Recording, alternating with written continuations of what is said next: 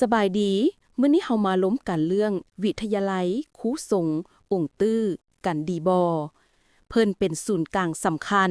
ในการสร้างและพัฒนาครูสงฆ์ที่มีคุณภาพเพื่อรับใช้สังคมและสืบสานพุทธศาสนาต่อไปโอ้ น่าสนใจหลาย เริ่มต้นจากสายก่อนดี เอาเป็นว่าเฮาจะเริ่มจากการพัฒนาของวิทยาลัยครูสงฆ์องค์ตื้อเลยเนาะได้เลย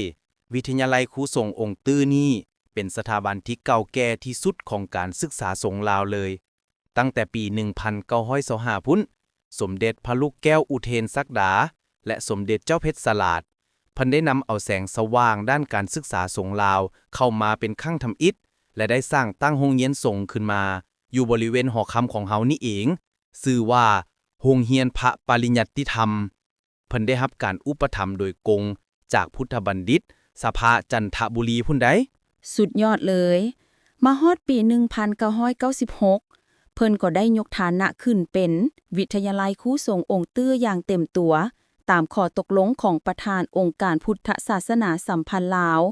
และได้รับการรับรู้จากกระทรวงศึกษาธิการอีกด้วย แล้วเพิ่นเปิดการเรียนการสอนอย่างเป็นทางการเมื่อใด เพิ่นเปิดการเรียนการสอนอย่างเป็นทางการในวันที่ 14 ตุลา 1997 ปัจจุบัน วิทยาลัยครูสงฆ์องค์ตื้อที่เฮาเขียนย่อว่าวคสอตนี่แม่นตั้งอยู่วัดองค์ตื้อมหาวิหาร เมืองจันทบุรี นครหลวงเวียงจันทน์ แสดงว่าจากโรงเรียนพระปริญญาติธรรม มาฮอดวิทยาลัยครูสงฆ์องค์ตื้อนี่ได้พัฒนามาอย่างต่อเนื่องเลยแม่นบ่ แม่นแล้ว ทางด้านอาคารสถานที่สื่อการเรียนการสอน และบุคลากร เดี๋ยวนี้วิทยาลัยครูสงฆ์องค์ตื้อ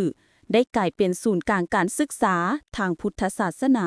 ที่มีชื่อเสียง และเป็นที่ยอมรับในสังคมแล้ว สุดยอดเลย แล้วปรัชญาของเพิ่นแม่นหยัง ปรัชญาของเพิ่นคือ เป็นศูนย์กลางการศึกษาพุทธศาสนาแบบบูรณาการกับเทคโนโลยีทันสมัย เพื่อพัฒนาจิตใจและสังคม อ๋อ เป็นปรัชญาที่ทันสมัยดี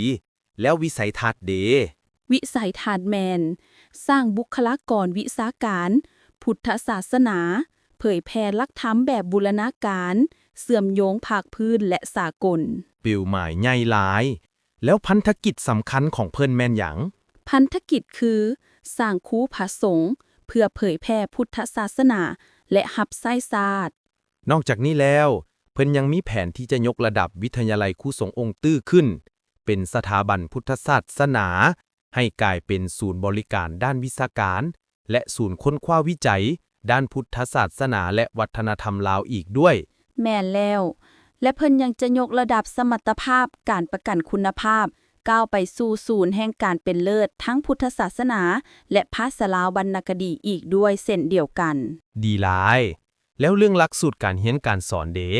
เพิ่นมีแผนจะสร้างหลักสูตรภาษาปาลีสันสกฤตในระดับปริญญาตรีและหลักสูตรพุทธศาสนาอักขบัณฑิต สาขาวิชาภาษาศาสนา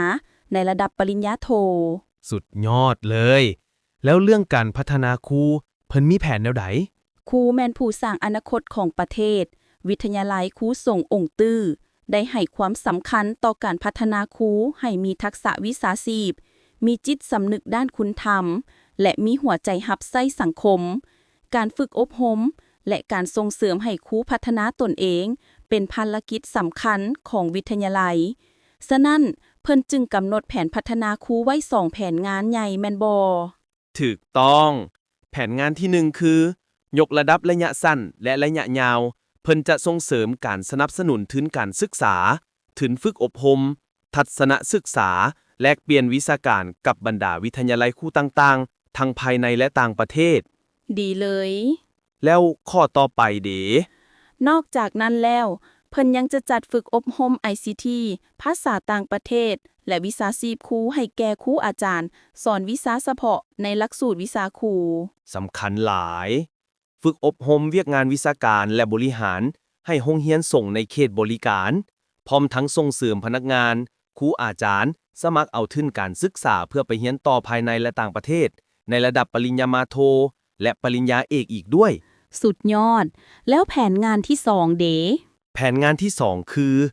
ส่งเสริมและพัฒนาบุคลากร เพิ่นจะสร้างกิจกรรมเสริมหลักสูตร ให้มีการเคลื่อนไหว เพื่อปฏิบัติการบำรุงครูประจำการ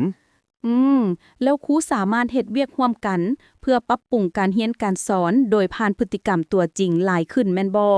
แม่นแล้ว พร้อมทั้งส่งเสริมครูอาจารย์ ได้สืบต่อค้นคว้าวิทยาศาสตร์การสอน เพื่อก้าวไปถึงการขอตำแหน่งวิชาการครู ดีหลาย แล้วเพิ่นจะสร้างนิติกรรมและประเมินภายในพร้อมบ่ แม่นแล้ว พร้อมทั้งสร้างแรงจูงใจ ให้ครูอาจารย์ได้แข่งขันกัน เพื่อค้นคว้าวิทยาศาสตร์การสอน และส่งเสริมพนักงานครูอาจารย์ ยกระดับวิชาเฉพาะ ภาษาต่างประเทศและ IT สุดยอด แล้วด้านการเรียนการสอนเด การจัดการเรียนการสอนถูกพัฒนาให้ทันสมัยโดยใช้เทคโนโลยีและวิธีการใหม่ๆนักศึกษาบ่เพียงแต่ได้รับความรู้ทางวิชาการ แต่ยังได้เรียนรู้คุณธรรม วินัย และการเฮ็ดเวียกร่วมกัน นี่เป็นพื้นฐานที่สำคัญในการสร้างครูสงฆ์ที่มีคุณภาพ ปัจจุบันเพิ่นมีจักสาขาวิชาที่เปิดสอน ปัจจุบันมี2สาขาวิชาคือ สายครูพุทธศาสนา และภาษาลาววรรณคดี และสายครูภาษาอังกฤษ นอกจากความรู้ทางพุทธศาสนาแล้ว นักศึกษายังได้รับการส่งเสริมในด้านวิทยาศาสตร์และเทคโนโลยีอีกด้วยแม่นบ่ แม่นแล้ว นี่ก็เพื่อให้ครูสงฆ์สามารถปรับโตวเข้ากับการเปลี่ยนแปลงของโลก มีความรู้ที่ทันสมัย และนำไปประยุกต์ใช้ในการสอนและการบริการสังคมได้อย่างมีประสิทธิภาพ ดีหลาย นอกจากนี้แล้วทางวิทยาลัยครูของเฮายังได้เฮ็ดบทค้นคว้าวิทยาศาสตร์ทุกๆปีเพื่อรับใช้และอ้างอิง เป็นบทวิทยาศาสตร์ให้แก่นักศึกษา และผู้สนใจในการศึกษาอีกด้วย เป็นการสร้างพื้นฐานที่แข็งแรงให้แก่การศึกษาแท้ๆ สรุปแล้ว วิทยาลัยครูสงฆ์องค์ตื้อแม้นจะยังคงมุ่งมั่นในการพัฒนาครูสงฆ์ให้มีคุณภาพ เพื่อรับใช้สังคม และสืบสานพุทธศาสนาอย่างยืนยงต่อไปแม่นบ่ ถูกต้องที่สุด ขอบใจสำหรับข้อมูลดีๆ ด้วยความยินดี